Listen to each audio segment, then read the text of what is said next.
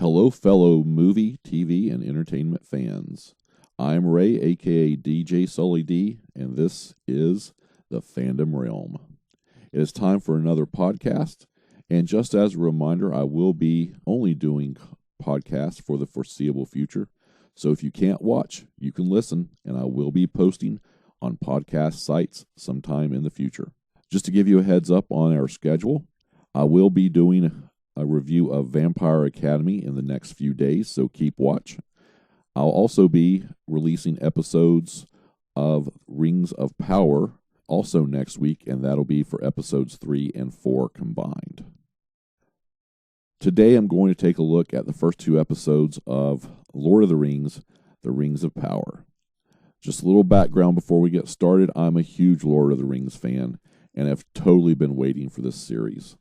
Just to point out something everyone should know is that this is not based solely on the Silmarillion. Amazon did not purchase those rights. It is actually based on the Lord of the Rings books, The Hobbit, and the attached appendices. I think there are a lot of people confused about this. I think one of the biggest issues with the show is the fact that there is so much possible source material, including new places and characters, that are going to have to be developed. So unlike Secret Headquarters and that review that I did, I'm going to cover items as I come to them.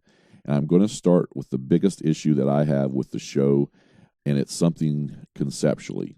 This is also going to be spoiler-free as possible, but be aware there may be spoilers that are not actually in the trailers.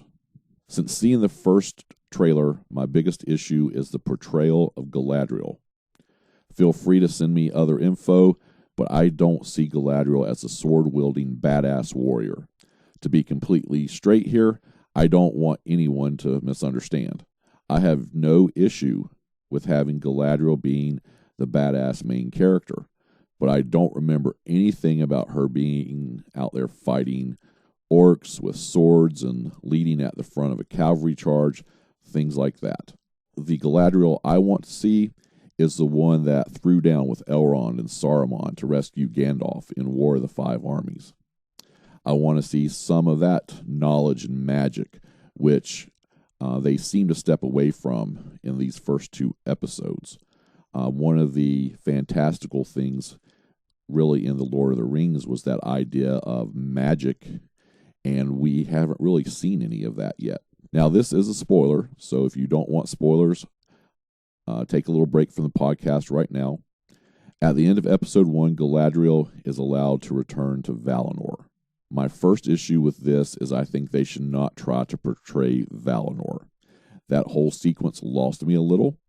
And then having her jump out of the boat in the middle of the ocean, apparently having no powers, and then she just happens to find a shipwrecked group of people on a makeshift raft, is just a little bit too much for me, a little bit of a stretch. And it sort of took me out of the show just a little bit. With that being said, that is basically the only issue I had with the first 2 episodes. It was a little slow in the first episode, but it was getting things together. It was world building. The second episode really picks up. So if you haven't watched any of this series yet, I definitely suggest you watch the first 2 together. So let's look at some positives. I absolutely love the Moria scenes with Elrond and Durin. I'm glad we finally got our first depiction of a female dwarf in Durin's wife, Nissa. I really like the portrayal of Durin and Elrond and their friendship and what happened to make Durin mad at Elrond. I think it really, everything sort of built into that relationship and let us know, hey, elves and dwarves, or at least these 2, were friends.